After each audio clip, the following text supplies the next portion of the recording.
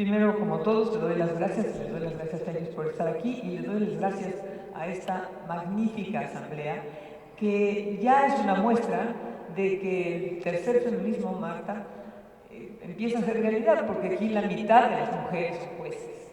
Entonces, una parte importante del modo en que en que se acercarán ustedes a la justicia es en los hombres por contagio y en las mujeres por experiencia.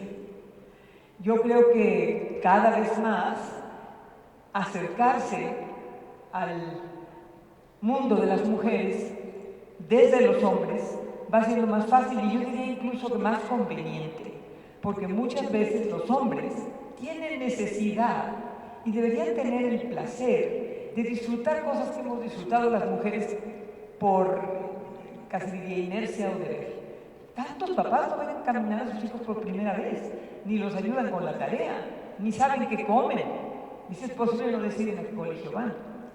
Todo esto está empezando a pasar y eso es también un logro feminista, aunque no nos hayamos dado cuenta y aunque no se llame así, es un logro feminista que nuestros hijos aprendan a guisar, que nuestros hijos no condesciendan, sino consideren su trato con sus mujeres y con sus niños algo natural y dichoso. No me acuerdo, Margarita, exactamente en qué momento yo dije soy feminista, pero me acuerdo en qué momento dije esto está muy mal. Yo empecé a trabajar en los periódicos, en los que fueran, porque les voy a hablar de lo personal como algo político que diría Marta. Yo me había quedado sin papá y estaba en la universidad, que por fortuna no costaba, pero tenía que ganarme la vida y el derecho a comer y vivir. Entonces, empecé a trabajar muy fácilmente, tuve maestros muy generosos, yo diría que feministas, porque con enorme naturalidad me ¿y por qué no escribes algo? ¿Y por qué no publicas esto en tal parte? Me resultó muy fácil, Beatriz, acceder a la posibilidad de escribir en, casi yo diría que en donde fuera, porque hacía esta cosa que se llamaba freelance, siempre me daba mucho miedo depender, claramente no pensaba en el futuro ni en tener el seguro médico, y entonces era mucho más fácil involucrarme en diferentes periódicos y diferentes circunstancias. Yo me di cuenta de que me costaba mucho trabajo hacer periodismo informativo, que responde a qué, cómo, dónde y por qué, porque yo siempre quería tener una opinión y un punto de vista, y eso no necesariamente está bien cuando uno hace crónicas o notas informativas. Entonces empecé escribiendo desde el principio cosas que estaban relacionadas con lo que veía. Ya después pasé por eso a hacer libros, pero en principio todos mis textos hablaban de los demás. No, probablemente no del todo, pero sí de cada quien. Entonces la gente empezó a escribirme a propósito de sus problemas. Y una vez una mamá, no solamente yo trabajaba en ovaciones, hacía un artículo todos los días, y una vez vino una mamá que ni siquiera trajo a su niña y me dijo, a mi niña la violaron, tiene 10 años. Y yo fui con el juez, no la llevé, muy difícil le pareció llevarla, porque vean cómo han cambiado las cosas, no la llevé y no tuve pruebas. Y entonces me dijo que como no había pruebas, no me podía juzgar al hombre, aunque yo supiera quién es, porque era el hombre que cuidaba el elevador del lugar al que la niña iba a la terapia. Y entonces el juez me pidió la ropa manchada como prueba de que la habían violado. Ustedes comprenderán que no la tuvo y ella quería que yo escribiera porque no encontraba a quién apelar. Escribí.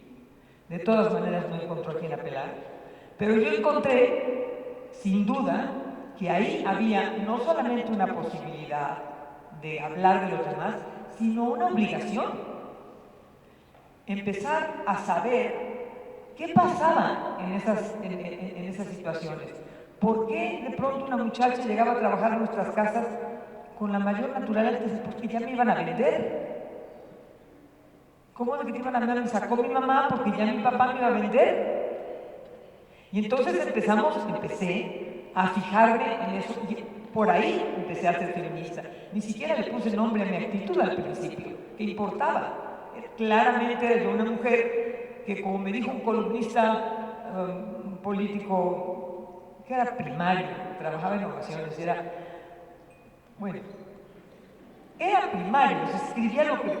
Y me mandaron a mí a hacer un reportaje donde yo hablé de mujeres, también de hombres abusivos, que en ese momento eran los primeros narcos en Guadalajara. Y cuando llegué de regreso, yo escribí todo como si no hubiera castigo. Y cuando llegué de regreso me dije, ¿y tú qué te crees? ¿Que tienes los ovarios de aretes? Y yo había escrito lo que había visto, no me había parecido que había hecho un gran acto de valor. Entonces me di cuenta de que algo había hecho. Mi otra experiencia, de pronto decreté que quería yo hacer un reportaje sobre cómo vivían las mujeres, que habrá miles de esos, pero cómo vivían las mujeres en la calle que entonces todavía se llamaba Niño Perdido y que estaba lleno de bailaderos, que luego se convertían, por supuesto, en esto que otros llaman siempre prostitución o trata. Marta me ha enseñado que la trata y la prostitución no son lo mismo, pero es un tema del que hablaremos después. Ahora por lo pronto les contaré cómo me fui a meter ahí, cómo empecé a escribir de eso y cómo bailaban, cómo intercambiaban. Todavía había corcholatas, ¿me creen? Intercambiaban corcholatas por bailar. Yo estaba ahí en medio y una vez cambié a otro lugar, se llamaba El Caballo Loco, que era como un poquito menos a pelo. Había una muchacha muy guapa, vestida de blanco, y un hombre se le acercó y le preguntó una cosa que todavía no puedo repetir, que ¿cuánto por un...? Ya no lo puedo decir porque envejecí, pero en ese momento fui y lo escribí. Y el director me dijo, ¿cómo se te ocurre que yo voy a poner por escrito una cosa así? Le preguntó a ella, ¿cuánto por un palo? Yo dije, ¿quién sabe qué habrá querido decir? Yo no entendí lo que quería decir. Entonces fui y se lo pregunté a ella, porque ella le contestó tal cosa, y él le dijo, estás idiota.